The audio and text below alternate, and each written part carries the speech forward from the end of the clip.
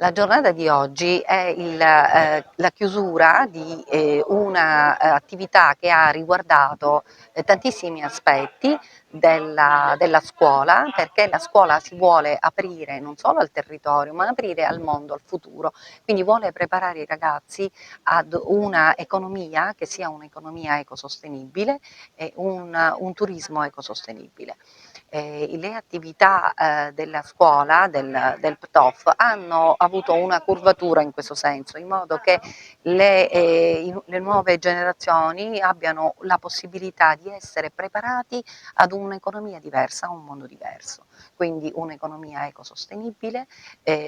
quindi un'economia verde, il turismo ecosostenibile e le attività che tendano allo sviluppo delle conoscenze informatiche.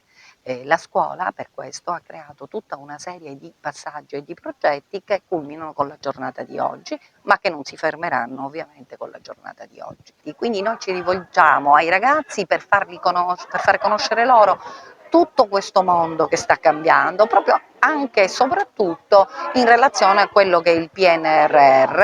e quindi lo sviluppo della nazione attraverso un'etica che è quella appunto con la quale abbiamo lavorato con la DASTI in particolare.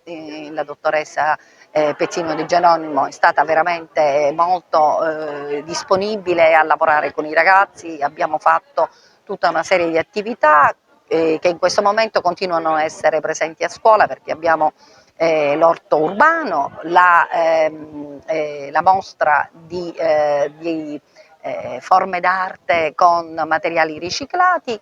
e oggi con questa conferenza, appunto dicevo che è culminante ma non è finale perché avrà ancora altri sviluppi, questo per dare ai ragazzi la possibilità di essere spendibili nel mondo del lavoro, anche perché dobbiamo sempre considerare che questo pianeta deve essere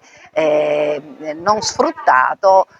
ma deve essere conservato e tutelato anche per le generazioni future.